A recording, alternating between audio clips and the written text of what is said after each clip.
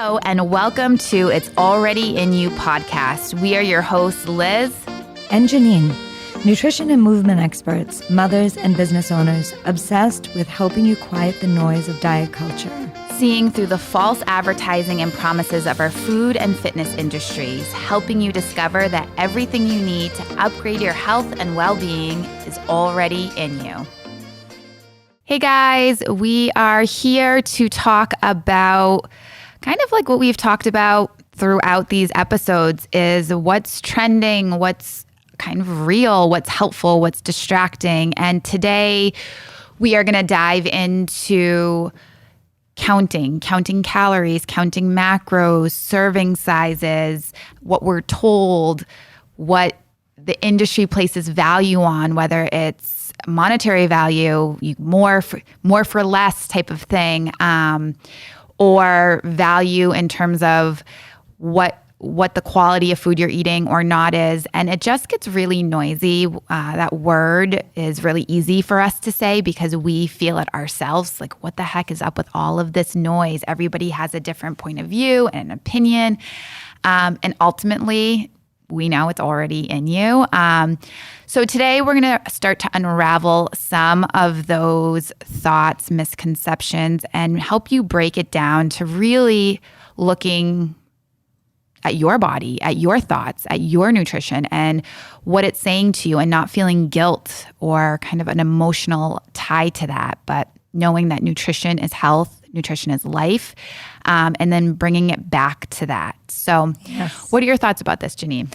So I feel like we are again, we talked about this many times about the noise and how much there is and how that affects the way that we make our decisions and choices, right? And that we've gotten so far away from understanding that our nutrition and our lifestyle play the biggest role in our health and our well-being. And I think that if there was no advertisements and no media and no labeling and no influence, our outside influence on the way that we eat, that it would be something that just naturally happened for us, that is truly already in us. Like, we would know what we needed and we would eat that way. But because now we have all this information, I hear all the time, as I'm sure you do, I'm on a 1,200 calorie diet, or I'm trying to stick to 2,000 calories, or I'm doing macros, or I'm trying to do high protein, or, there's so much confusion around all of those things are basically diets or fad diets. They're just like hidden in the regular terminology of the way that we think about our diet. But at the end of the day, I think we have to stop talking about the numbers and stop talking about the macros and the proteins and the carbohydrates. And we have to really start thinking about the nutrients that we're eating and what our food is and where it's coming from, and that it's whole foods and, less processed foods and things like that. And I think the more we start to realize that the more nutritious our meals get, that the more satisfied we are with our meals, the less calories we end up eating, the smaller the portion sizes end up being, or that we realize that we can eat a lot more of the real whole foods that are low in calories and high in nutrient density, right? So I think this whole, if we could, I'd love to do a study that we remove all numbers. We just let people eat the way they want to eat for a little while and see what happens, right? Can you imagine what that would accomplish, right? I think people would be surprised at what their outcome might be. Yeah, learn that their body has their best interest. That's the number one thing. If we allow our body and our mind space to do what it's built to do, it's again, being in a space without all of this other noise. Working with people nutritionally as my job, I definitely see the value in education about what foods you need, what do carbohydrates do for your body, what does healthy fat do for your body, what are all the amazing things that are in fruits and vegetables. you need to learn about that. You need to Yes. have an understanding of, serving sizes. You need to have an understanding of what it is you're putting into your body and empower yourself.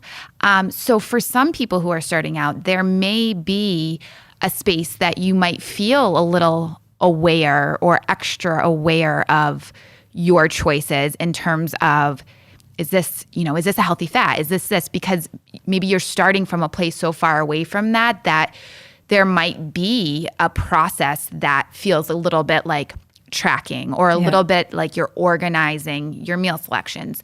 That, in my opinion, shouldn't be something that is a forever, because once you learn about it, like how we learn to drive, it then just becomes automatic. And when you are making a point to learn about the foods that you're putting into your body and what not to put into your body is going to start to take over. It's going to start to naturally crave those things that it needs. You're going to start to be able to be like, oh, I'm dehydrated, or my body is, craving fat. I'm going to put some avocado in this. Like, your body will tell you what it needs, and that really has nothing to do with the numbers or a tracking system or whatever long term. So sometimes people will say, well, I thought you didn't like making meal plans for clients, or I thought you didn't like doing this. And usually long term, I would say no, but if you are starting out, there may be a period that might serve you. So I just don't want to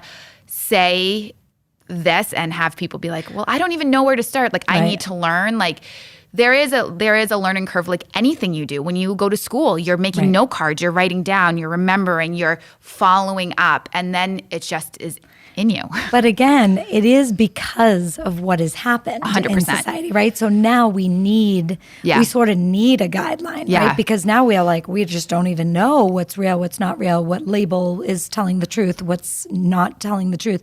And I said to someone the other day, when I said this, it was funny, their response. Like, I said, no other animal even thinks about what they eat. They eat what is natural to where they live, or you know what I mean? Like, and she was like, no other animal eats cheesecake either. Yes. That's so true, right?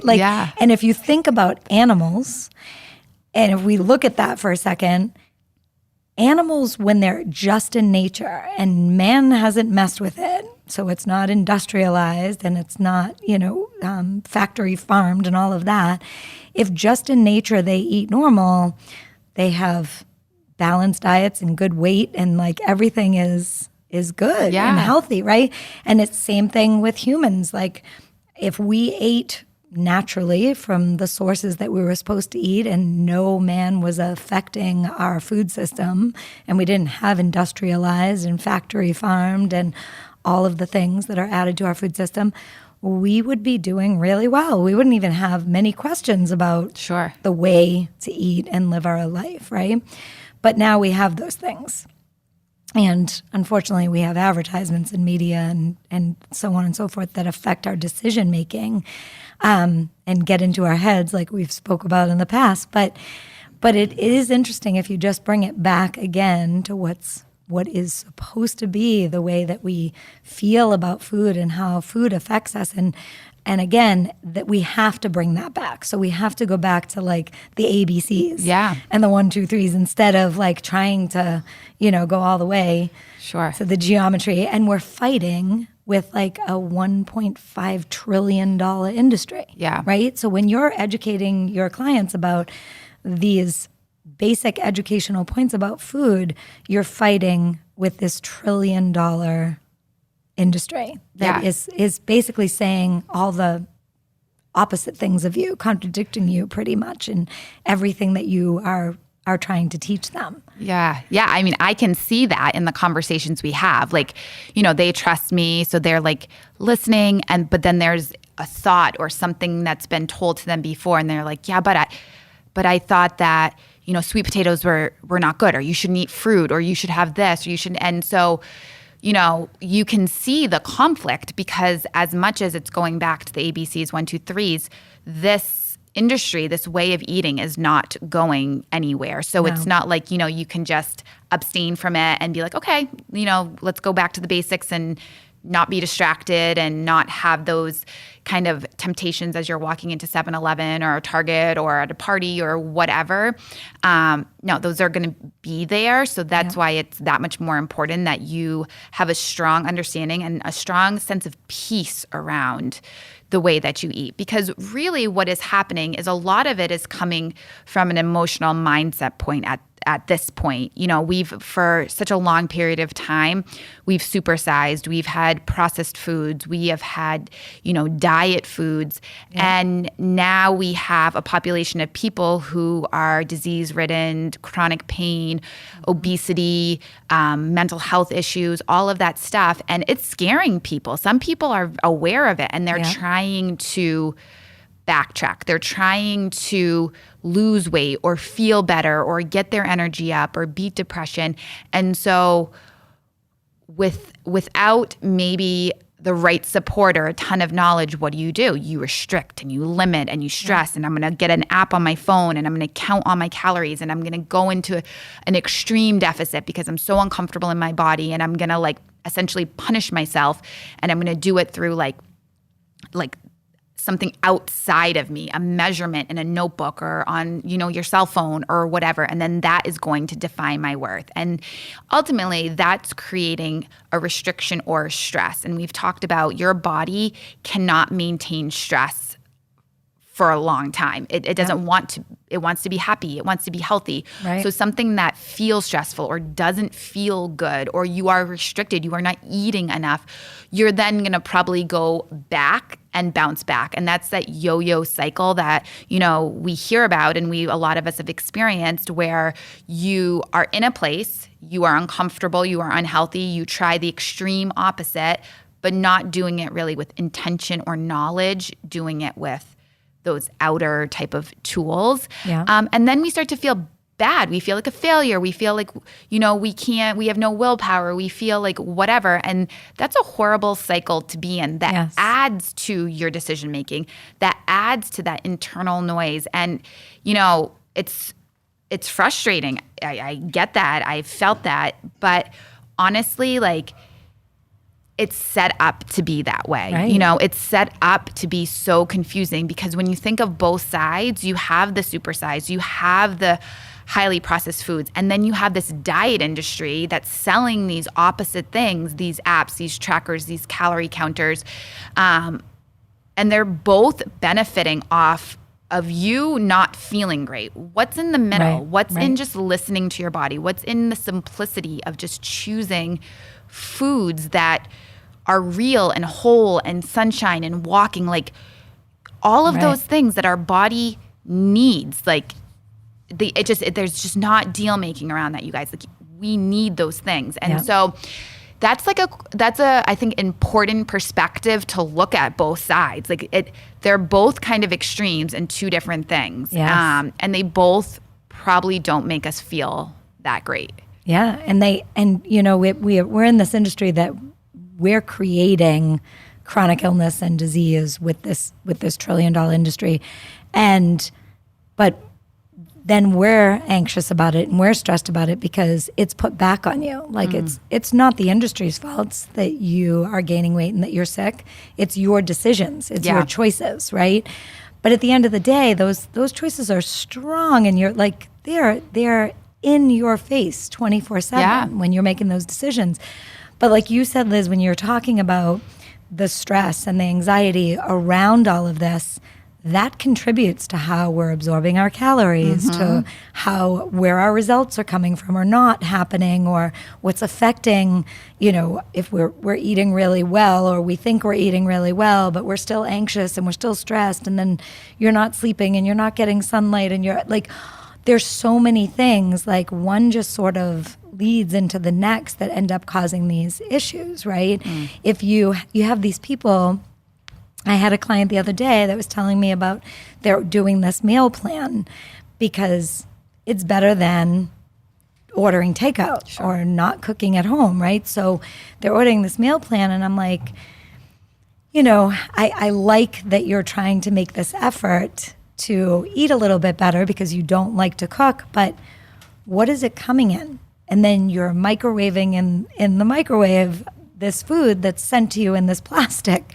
So now, like, that contributes to like what you're absorbing Sure. and how you're absorbing it. And like, you know, we discussed like how if the hormones are disrupted, that is a problem, Yeah. you know, with calories and losing weight. And so really, like, again, trying to figure out like, you know, the extremes and finding that middle ground that you can start making even lifestyle changes that are going to help you to absorb nutrients, feel satisfied, and understand that calorie counting is to one extreme, but maybe looking at portion sizes at first instead of thinking about the calories, right? Yeah. Or like, what are the things that we can start to think about when it comes to calories? Like, because everybody thinks like, oh, 3,500 calories equals a pound. So if I get rid of so many of these calories, then I'm Yes. going to lose weight. Or if I take in too many, I'm going to gain weight. And I think we have to get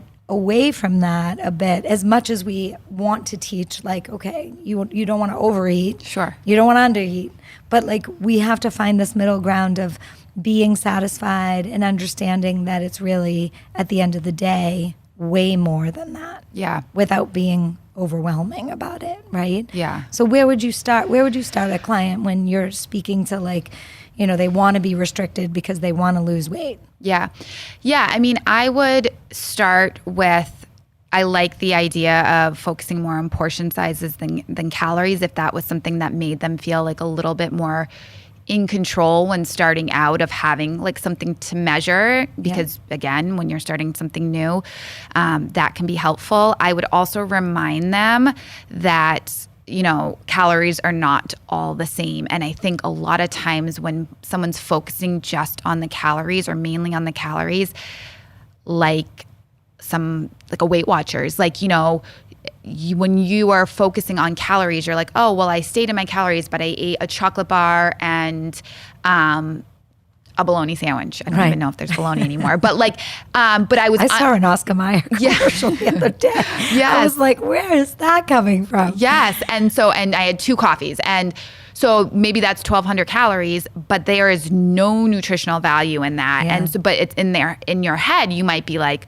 well, I stayed under my calories, but that's not, there's no health behind that. And so one, I would educate on nutrient-dense foods, the foods that you do want to see in those serving sizes, versus the mindset of just being like, okay, well, all that matters is that 3,500 calories, and I'm going to make myself in a deficit, and whatever I eat within that bubble, I'm good. And I'm going to, because you know what? You could also lose weight, but you could lose muscle mass. You could lose energy. You could feel sluggish. So you want, if weight loss is a goal, you want to do it with nutrition. You don't want to deprive yourself of nutrition. You want to do it with nutrition so that ultimately you feel your best, your skin looks your best, all of that stuff.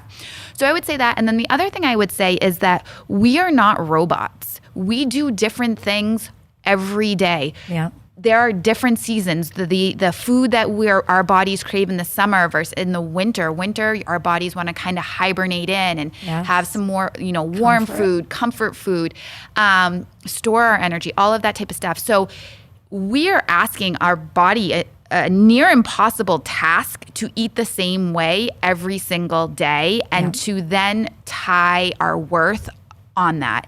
If you are crazy busy, if you're doing, you know, working out, running around with your kids, maybe you go on a hike, your body versus sitting behind your desk for a sedentary job will need to eat more food because you expelled more energy, you moved more. And if you were like, well, I can't because I have to stay under this amount, or I only can have this many macros or whatever, then you're not listening to your body. Your body is telling you something. And so when we put those blinders on of like, we are different like humans every single day. We have different patterns, we have different needs, we have different hormone cycles, we're different seasons, and not allow our bodies to tell us what it needs, that again is creating another level of stress. Yes. So that's kind of where I would start with a couple of those thought-provoking kind of teaching moments. Yeah, I love that. I love all of those. I feel like too, and I was just thinking as you were saying that, like listening to your body, and I was thinking, you know, we get so caught up in like snacking, and the snack industry is insane, right? The amount of snacks that are available to us, they need to make money. It's a business, right? So we're bombarded with that, and we're made to believe that like, not only do we need our 3 meals a day, but we need snacks in between them. And then we start thinking like it's too hard or too inconvenient to get snacks from like real food, right? But like I challenge you to go get an apple and wash it, or go to the cabinet and open up like a bag of chips, right? Like it's really not that hard. It's just imagining life that we didn't have all this processed packaged food, right? And what would you do? And how would you do it? And if you could prepare yourself to like make little, boxes of vegetables and hummus, or cut up some fruit and keep it in the refrigerator, it could be really convenient and quick. But because this snack industry is always in our face, like again, those are always going to be more calories and less nutrients, right? So like starting to even think about that, and like your intention in in what you're eating, and your in your portion sizes, like think about slowing down and really thinking about when your body starts to give you those signals of, okay, I'm so surprised that I slowed down a little bit, and now I'm hearing the signal that like, wow, I'm getting a little full, right?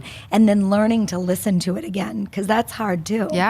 Because, especially if you go out to eat and you find something that like is so delicious and you're so excited to eat it and you're so excited to be out and someone else cooked for you and waited on you, then, how many times do you not want to like leave anything on your plate? And you like push past that feeling, and then you're always, it's inevitable that you end up feeling like, ugh. Uncomfortable, Like I don't feel good. And that's your body telling you like you pushed it a little bit too far. You ate a little bit too much. So maybe thinking about like ways that you can, maybe when you get that meal and you know that portion size is too big, like take some off and put it into a go container, and then you get to get that experience all over again for lunch the next day, right? But like putting it into perspective that we can make small little changes that can affect how many calories that we're getting in, and can affect the type of calories that we're taking in, right? That can make a little bit of positive changes as well. Yeah. And some of this is like when you were saying that, like some of this that we experience as adults is really just a pattern that we were taught as children too, especially now. This is one of the things that kind of gets me kind of the most freaked out or upset, is that we are so far away from the simplicity of eating and intuitive kind of connection with our body and where food really comes from. And this next generation, my kids, their kids, are going to be that much further away from that, and to hopefully wake up and take it upon themselves, empower themselves to learn, or, obviously parents and adults in their lives teach them when they're younger. But a lot of what happens with people that I work with is they will say, I was told you have to clear your plate. So I was told that, I couldn't leave the table, or I was like punished or whatever if I didn't eat every last morsel, or that they grew up in a house with a lot of processed food, or grew up with like not a lot of fresh vegetables. I've, worked with adults that have been like, I think my family had canned everything for forever. And so a lot of whatever it may be, relearning is also unlearning and trusting yourself and where you are in your life and as an adult. And I can promise you that that's not going to come on the outside of you. That's only going to come on the inside of you. Figuring out how you feel your best, how your body operates, what your lifestyle is, so that you can adopt habits that are realistic, that you can be consistent and committed to, whatever that food prep looks like for you. I mean, when you were saying it's simple to food prep some snacks, which it is. I mean, you can have a scoop of peanut butter and an apple, or some hummus or carrots, or whatever, some pickles and whatever. But like, sometimes my kids will go to the snack cabinet, and if there's not snacks in there, they're like, there's no food. But my fridge is full. They literally don't know what to do with themselves sometimes. And that's from someone who like teaches this and encourages this. They know that if I have it prepared in the fridge, that's their next stop. But like, gosh, if I don't have it prepared in the fridge or in the snack cabinet, like you would think like they don't even know what to do. Right. And that's a responsibility that I have as their parent, because imagine in 10 years when they're at college, or 10 years past that when they have a family, I want them to understand like, oh, I'm looking at my plate. There's no vegetables on this today. I need to make sure that there's vegetables on my plate. Or, you know, maybe I had this like treat. I'm going to recognize it as something that is not a daily habit, or I keep in my home. It's something that I have when I go outside of the house because it's not part of my everyday. And so those are things that I think, you know, are important, and that I think a lot of people as adults are dealing with. And so it is being kind to yourself. And being kind to yourself. And it's not as easy as just like, oh, just start like eating this way. Like we recognize that, we know, but we also know that the ultimate peace in your body and in your mind is going to come from a place of caring for it the way it's designed, our bodies, ourselves, and getting back to the roots, keeping it pretty simple, being your own leader, not listening to what other people tell you is best for you or fastest for you or more convenient for you. Right. And that starts with figuring out what's best for you on the inside. So going back to where we started, you know, the trackers, the notebooks, the watches, the step counts, the, you know, all of these things that you're spending your valuable time writing and recording and thinking about, and money. What if you spent that time preparing food? What if you spent that money maybe increasing some of the quality of your food choices? Right. And so those are just things to be honest about yourself with. Where are you kind of putting your attention, and how is it serving you? And do you feel like you're living your best quality life, or do you feel like you're living in a point of restriction, or kind of those big swings back and forth? And starting simple, and like just thinking about like, if, like you said, if you're a meat and potatoes grew up like that, you know, meat, potatoes, and green beans, and that's what you're eating, thinking about the quality of that meat and the vegetables that are on your plate, and then maybe starting to shift things around a little bit, like eating a little less meat, a little bit more vegetables, you know. Maybe it's a sweet potato instead of a regular potato. Maybe it is the regular potato and there's some broccoli on top of it. You know, maybe like thinking outside the box like that. Maybe it's you're not touching that, but you're focused on, okay, I do snack a lot, and realizing that you snack a lot. Maybe it's just starting with that. Maybe it's, you know, changing a snack out for just a whole food snack. And just making these small changes and noticing how your body responds to them and how you feel after each small little change, right?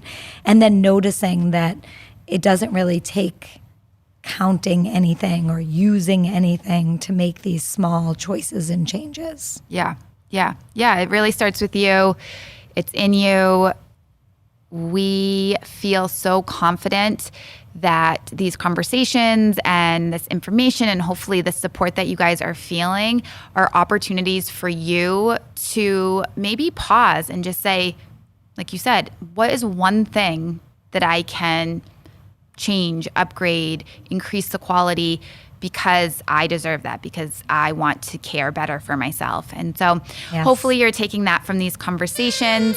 Keep following us on IG. And if you have any questions or comments or want episodes, email us, or you can comment below at It's Already In You podcast at Gmail. And we will see you guys back here real soon. Thank you.